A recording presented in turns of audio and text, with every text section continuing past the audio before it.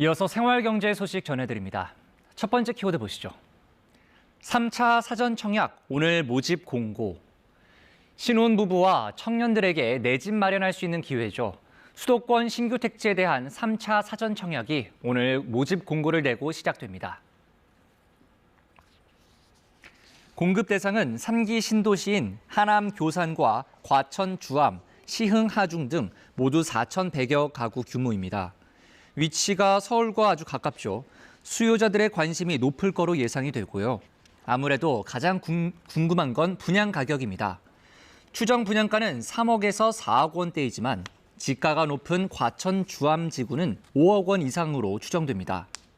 3차 사전 청약 접수는 다음 달 1일부터 시작되고 당첨자 발표는 다음 달 23일입니다.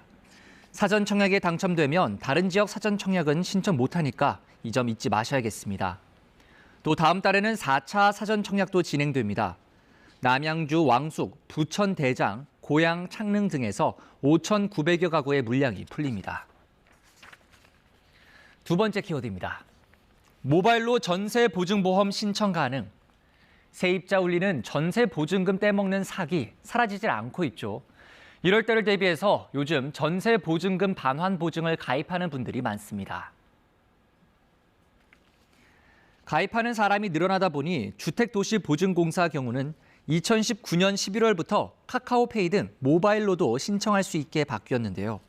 그런데 지금까지는 아파트와 주거용 오피스텔 세입자만 신청할 수 있었습니다. 빌라에 살면 못했던 거죠. 그래서 주택도시보증공사가 어제부터 다세대 주택이나 연립주택에 사는 세입자도 모바일로 가입할 수 있도록 했습니다. 앞으로는 조금 더 편리하게 전세보증보험에 가입할 수 있게 됐습니다. 세 번째 키워드입니다. 외화 $10,000 넘으면 세관에 신고. $10,000가 넘는 외화를 가지고 올 때는 반드시 세관에 신고를 해야 합니다. 그런데 여전히 신고를 안 하고 몰래 가지고 오는 분들이 있습니다. 외화에 혹여라도 관세가 부과될까 신고를 안 한다고 하는데 이건 오해입니다. 화폐 기능을 가진 외국화는 무쇠 물품, 다시 말해서 관세가 부과되지 않습니다.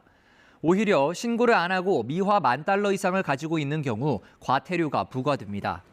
특히 $30,000가 넘기면 1억 원 이하의 벌금형에 처해질 수도 있습니다. 인천세관은 미신고 원인을 분석해 보니 대부분이 개인의 부주의 때문이라며 적극적인 반입 신고를 당부했습니다. 마지막 내용 보시죠.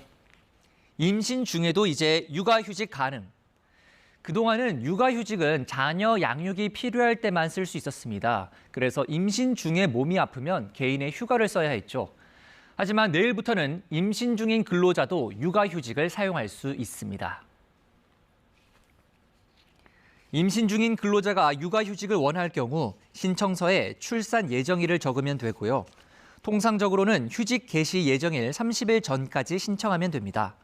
다만 유산이나 사산 가능성이 있는 경우에는 7일 전까지 신청해도 육아휴직을 사용할 수 있습니다. 또 육아휴직은 최대 1년간 3번에 나누어서 쓸 수 있는데 임신 중 육아휴직은 이 횟수에 포함되지 않습니다. 지금까지 생활경제였습니다.